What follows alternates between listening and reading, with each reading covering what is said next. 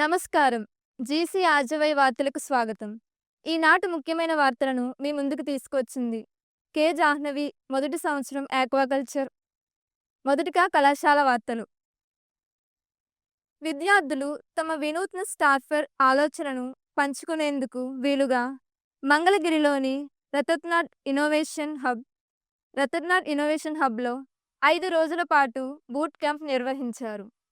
ఆంధ్రప్రదేశ్ కళాశాల విద్యాశాఖ ఆర్టీహెచ్ సంయుక్త ఆధ్వర్యంలో నిర్వహించినంగా ఎలా కార్యక్రమాలకి రాష్ట్ర వ్యాప్తంగా వివిధ కళాశాల నుంచి 100 మందిని ఎంపిక చేయగా వారిలో 53 మంది ఒక్క రాజమహేంద్రవరం ప్రభుత్వ ఆర్ట్ కళాశాలలో నుంచే కావడం విశేషం.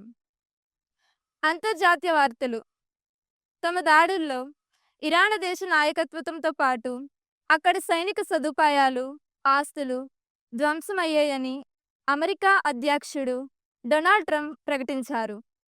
ఇరాన్ గగనతల రక్షణ సదుపాయాలు, వాయుసేన, నావికా దళంతో పాటు నాయకత్వం కూడా పోయినట్లే. వాళ్ళు నాతో మాట్లాడేందుకు ముందుకొస్తున్నారు. పరిస్థితి చేయిదాటిపోయింది. చర్చలకు తావులేదని చెప్పేశా అని ట్రంప్ తన సోషల్ మీడియాలో వేదిక ట్రూత్ సోషల్ ద్వారా ప్రకటించారు.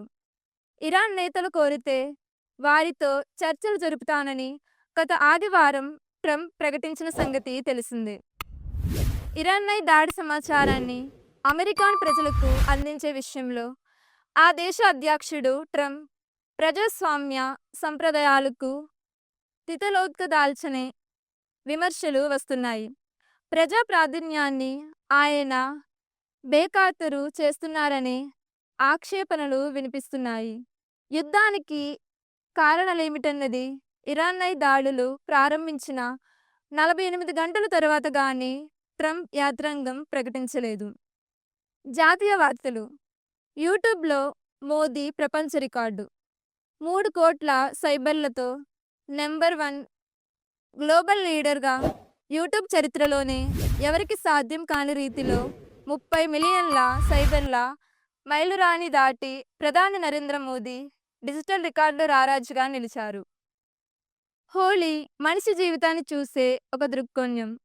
గురుదేవ్ శ్రీ శ్రీ రవిశంకర్ జీవితాన్ని చూసే ఒక దృక్యం అని వ్యాఖ్యానించారు.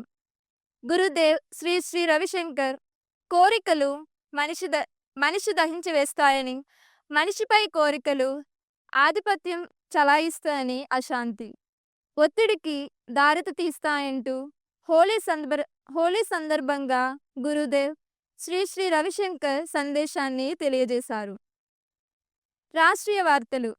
శ్రీవారి ఆలయంలో దర్శనాలు ప్రారంభం. అన్నప్రసాద వితరణ మొదలు. తిరుమల శ్రీవారి ఆలయ తలుపులు తిరిగి తెరుచుకున్నాయి. చంద్రగ్రహణం కారణంగా మంగళవారం ఉదయం 9 గంటలకు ఆలయ తలుపులు మూసివేశారు. గ్రహణం విడిచిన తరువాత శుద్ధి కార్యక్రమాలు నిర్వహించి భక్తులను దర్శనానికి అనుమతించారు. అలాగే అన్నప్రసాద వితరణ కూడా తిరిగి ప్రారంభమైంది. లడ్డూ కౌంటర్లు కూడా తిరిగి అందుబాటులోనికి తెచ్చారు. ఉమ్మడి అనంతపురం జిల్లాలో విచిత్రమైన పరిస్థితి నెలకొంది. స్టాంపులు రిజిస్ట్రేషన్ శాఖలో ఒకే వ్యక్తికి 3 పోస్టులు అప్పగించారు. అనంతపురం శ్రీ సత్యసాయి జిల్లాలో రిజిస్టర్ అదనపు బాధ్యతలు మార్కెట్ విలువ రిజిస్ట్రార్గా ఉన్న శ్రీనివాసులకు అప్పగించారు. దీంతో ఒకే వ్యక్తి 3 పోస్టులను నిర్వహించడం సాధ్యమేనా అనే విమర్శలు వ్యక్తమవుతున్నాయి. ప్రభుత్వం వెంటనే ఆయా జిల్లాలకు రిజిస్ట్రేషన్లు నియమించాలనే డిమాండ్లు వినిపిస్తున్నాయి. క్రీడా వార్తలు. Team India star batter Virat Kohli London విధుల్లో తన కొడుకు అకాయ్ కలిసి తిరుగుతూ కనిపించాడు. ఈ వీడియో నెట్టింట వెలుగులోనికి వచ్చింది. ప్రస్తుతం వాణ్య మ్యాచ్లు లేకపోవడంతో విరాట్ కుటుంబంతో పాటు లండన్లో ఉంటున్నాడు. ఐపీఎల్ 2026లోని 5 లీగ్ మ్యాచ్లు రాయల్ ఛాలెంజర్స్ బెంగళూరు తమ హోమ్గ్రౌండ్ అయిన చిన్నస్వామి స్టేడియంలో ఆడనుంది. ఈ విషయాన్ని ఆర్సీబీ తమ అధికార ట్విట్టర్ పేజ్లో వెల్లడించింది. మొత్తంగా ఐపీఎల్ 2026లో 7 లీగ్ మ్యాచ్లు ఆర్సీబీ ఆడనుంది. అందులో రెండిటిని రాయిప్‌లో ఆడనుంది. ఈ నెల చివర్లో ఐపీఎల్ 2026 ప్రారంభం కానున్నట్లు తెలుస్తుంది. షెడ్యూల్ ఇంకా ఖరారు కావాల్సి ఉంది. చివరిగా వాతావరణం.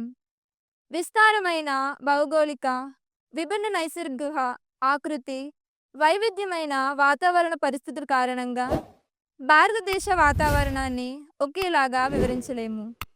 దేశంలో వాతావరణం ఒక్కో చోట ఒక్కోలా ఉంటుంది.